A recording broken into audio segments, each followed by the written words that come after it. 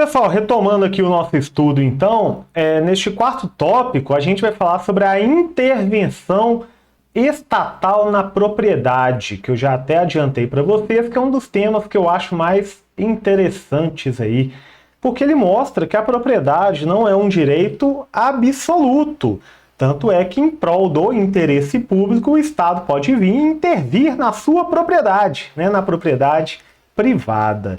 Então isso é importante porque mostra a supremacia do interesse público sobre o privado. E quando a gente fala de intervenção estatal na propriedade, ela pode ser de dois tipos. Ela pode ser supressiva, tá? Ela pode ser supressiva, mas ela pode ser também apenas restritiva. Apenas restritiva. E qual que é a diferença dessas duas aí? Quando a gente fala da intervenção supressiva, o Estado ele transfere para si a propriedade. Então a propriedade é de um particular e ele faz a troca. Ele transfere para ele a propriedade. O exemplo aqui que a gente tem é o caso da desapropriação. Desapropriação. Tá? Então, quando a gente fala da intervenção supressiva, é a desapropriação. A propriedade é do particular e ela vai deixar de ser do particular e vai passar a ser do poder público. Ótimo. Mas tem a restritiva. A restritiva é diferente porque aqui o Estado apenas impõe restrições ao exercício do direito de propriedade de um particular. E aqui eu vou citar com vocês 5 exemplos, né? Então a gente vai ter 5 exemplos aqui, ó. 1, 2, 3, 4, 5. Lembrando que aqui no slide eu coloco só uma noção, tá? Mas no material tem para vocês os nomes certinhos. Primeiro exemplo que eu vou falar é o da servidão administrativa. Quando a gente fala de servidão administrativa, matéria até que vocês vão lembrar lá do direito das coisas, do civil, a gente fala de um ônus real imposto pela administração pública a um bem imóvel privado para a realização de uma obra pública ou prestação de um serviço público. Então é um ônus real imposto pela administração pública a um bem imóvel privado para realizar uma obra pública ou prestar um serviço público. Além da servidão administrativa, a gente vai ter a requisição administrativa. E quando a gente fala da requisição administrativa, é no caso de iminente perigo público. Iminente perigo público, que faz com que a autoridade competente use uma propriedade particular. E aí vai assegurar ao proprietário uma indenização ulterior se houver dano. Essa aí já caiu algumas vezes, tá? Já caiu algumas vezes. Vocês vão ter que lembrar aí, né, que é no caso de iminente perigo público. Essa aqui, gente, está até lá no artigo 5º da Constituição. Está até no artigo 5º da Constituição, mais especificamente no inciso 25. Ótimo. Então, servidão administrativa, requisição administrativa. Uma outra também caiu recente na OAB, ocupação temporária. A ocupação temporária é a forma em que o Estado público utiliza temporariamente um bem imóvel para apoio à realização de obra pública ou prestação de serviço público. Então, isso aí caiu até recentemente, né, no exame da OAB, a gente fala que é uma forma em que o poder público utiliza temporariamente, ocupação temporária, temporariamente, um bem imóvel para apoio à realização de obra pública ou prestação de serviço público. Exemplo, para guardar máquinas, né? Então vai utilizar aí um lote para guardar os tratores, o caminhão, enfim, o que tiver precisando. Servidão administrativa, requisição administrativa, ocupação temporária. Agora a gente fala das limitações administrativas. Limitações administrativas já é uma restrição de caráter geral. Então não vai repercutir em um bem específico. Não é uma limitação no bem especificado, né? É em todos os bens que estiverem em determinada situação. Então a limitação administrativa vai falar, todos os bens que tiver nessa situação vão ter essa limitação, tá? Então é um pouquinho diferente aí dos demais. E além disso, o tombamento. Tombamento, né, que é bem interessante, né, que é um ato administrativo pelo qual a administração pública limita o uso e gozo da propriedade de bem com o intuito de protegê-la em razão do seu valor cultural, histórico, paisagístico ou artístico. Eu lembro, sempre quando eu falo de tombamento, eu lembro das cidades históricas de Minas Gerais.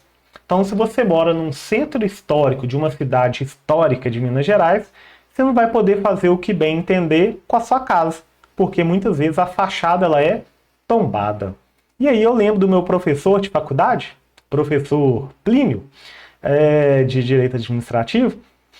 Na época ele era até corregedor do estado de Minas Gerais, e ele perguntava, a cama que Tiradentes morreu deveria ser tombada? E a resposta é não, porque Tiradentes não morreu numa cama, né? Morreu enforcado. Mas ele fazia essa pegadinha aí, né? Porque, em tese, teria um valor cultural, histórico, né? Mas aí, no caso, o fato que era falso, tá? Então, tomar cuidado com isso daí.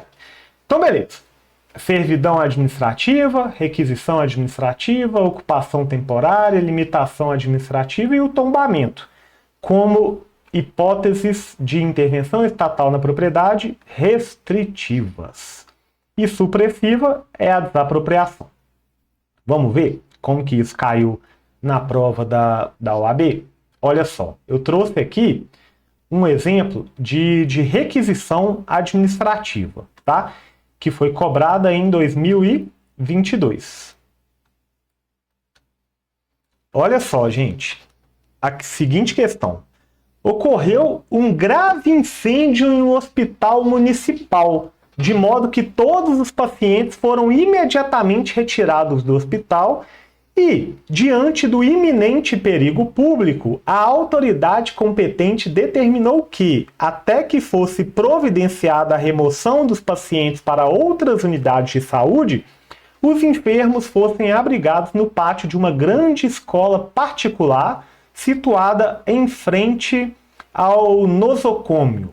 Buscando obter informações sobre seu eventual direito à indenização, o proprietário da escola particular procurou você, como advogado, para obter a orientação jurídica correta. Gente, lembrando que toda a questão da OAB, como regra, pelo menos de administrativo, é um caso concreto, tá? É um caso concreto e aí vai perguntar a sua orientação como advogado. Afinal, a prova da OAB é para verificar quem será advogado, né? Então, é algo de destaque aí. E qual que seria a orientação? Para dar a orientação, vocês teriam que conhecer o inciso 25 do artigo 5º.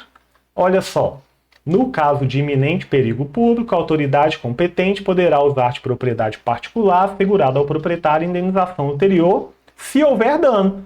Então, a sua orientação deveria ser que o agente público fez uso da requisição administrativa, que assegura ao proprietário da escola particular o direito à indenização ulterior, se houver dano.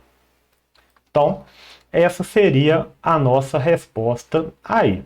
E, pessoal, então aqui, ó, tá até aqui, exemplos de aplicação, utilização do pátio de uma grande escola particular para abrigar pacientes de um hospital municipal que sofreu com um grave incêndio. E, gente, já teve outras vezes que essa questão caiu, tá? Então, essa mesma questão, então, esse primeiro caso foi de 2022. E a gente tem uma hipótese também de 2017. 2017. Em 2017, o caso era de um município que foi assolado por chuvas que provocaram o desabamento de várias encostas que abalaram a estrutura de diversos imóveis. Aí a questão falava, diante do iminente perigo público à residência e à vida das pessoas, o poder público deve prontamente utilizar maquinário que não consta de seu patrimônio para realizar as medidas de contenção pertinentes. Qual que é a modalidade, né? Para isso daí, olha só, utilização de maquinário para realizar medidas de contenção em função de chuvas que provocaram o desabamento de várias encostas, que abalaram a estrutura de diversos imóveis. Essa hipótese também está aqui como requisição administrativa. Então trouxe duas hipóteses para vocês que já foram cobradas em provas. E é interessante que esses fatos de